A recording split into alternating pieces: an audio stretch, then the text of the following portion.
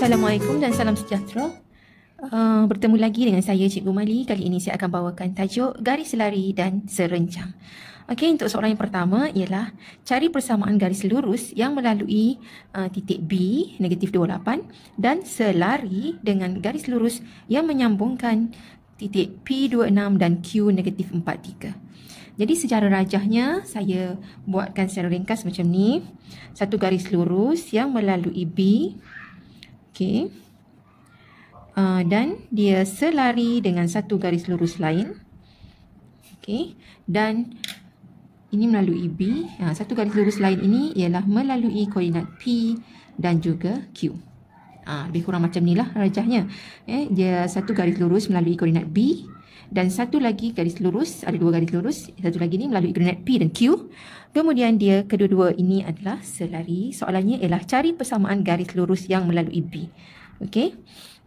Bila disebut perkataan selari, yang kita perlu ingat ialah jika selari ialah kecerunannya sama.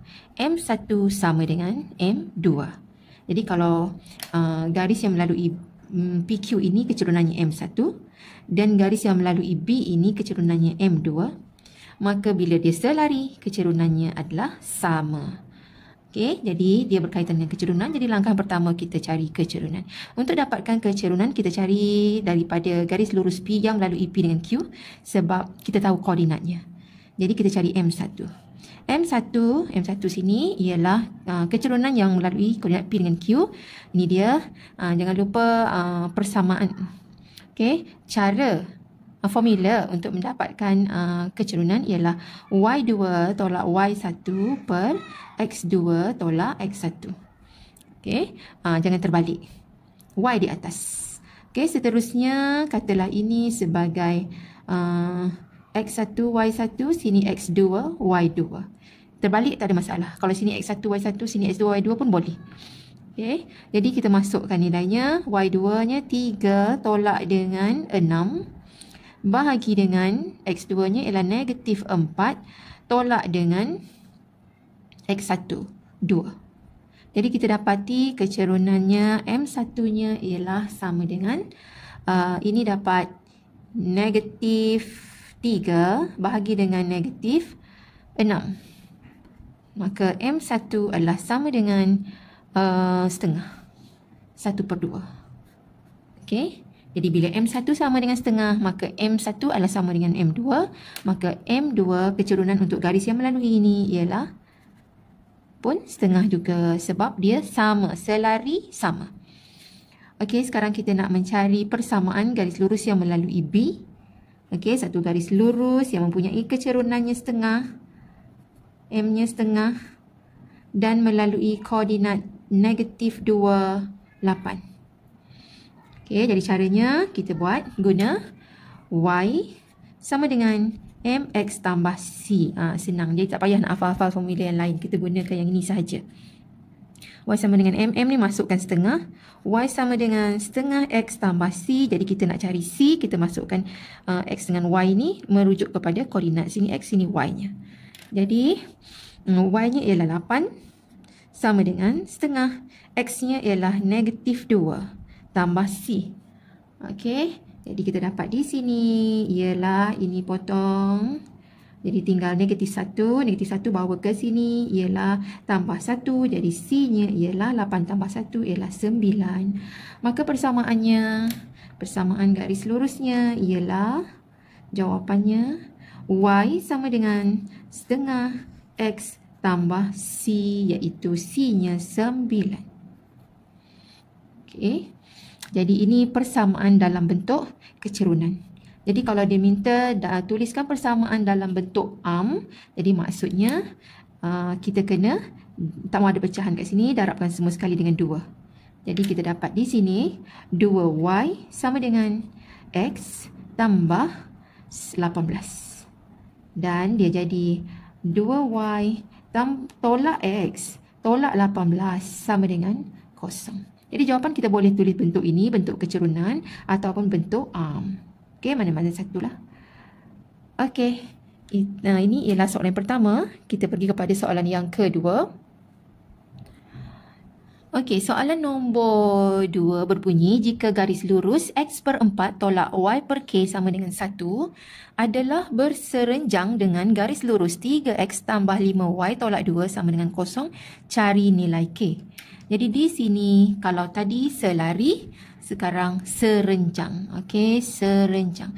Jadi apabila dia serenjang, masih lagi berkaitan dengan kecerunan juga. Okey, secara umumnya ialah bila berserenjang ada dua garis. Okey, dan garis tersebut membuat sudut 90 darjah. Jika garis ini untuk persamaan yang pertama, katalah sini kecerunannya M1 dan yang garis yang kedua ini katalah garis yang ini dan kecerunannya ialah M2 bila dia berserenjang. Okey, serenjang bermaksud M1 darab dengan M2 sama dengan negatif 1. Okey, jadi dia juga berkaitan dengan kecerunannya. Jadi kita, langkah yang pertama sekarang ialah kita kena cari kedua-dua kecerunan untuk garis lurus yang pertama dan yang kedua. Jadi untuk garis yang pertama, garis yang ini, saya tukarkan garis ini kepada bentuk macam ni. X per A tambah Y per B sama dengan 1. Okey. Okey, jadikan dia bentuk pintasan, okey, supaya kita boleh cari dia punya kecerunannya menggunakan negatif pintasan Y bagi pintasan X. Yang ini X per A ini adalah merupakan pintasan Y dan B ini adalah merupakan A adalah pintasan X dan B adalah merupakan pintasan Y. Okey, jadi di sini untuk persamaan pertama, saya tukar kepada bentuk ini, jadikan dia daripada tolak dan jadikan tambah. Okey, jadi saya buat X per 4 tambah Y per negatif K. Jadi tanda negatif ni saya bawa ke bawah. Okey, jadi sama dengan 1. Jadi sekarang, X per pintasan X tambah Y per pintasan Y sama dengan 1. Okey, jadi ini pintasan X-nya, ini pintasan Y-nya.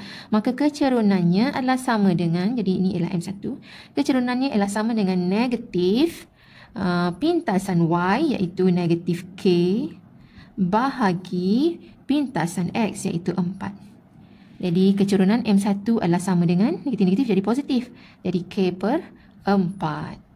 Senang. Jadi kita gunakan kaedah kecerunan negatif pintasan Y bagi pintasan X. Sebab persamaannya bentuk pintasan.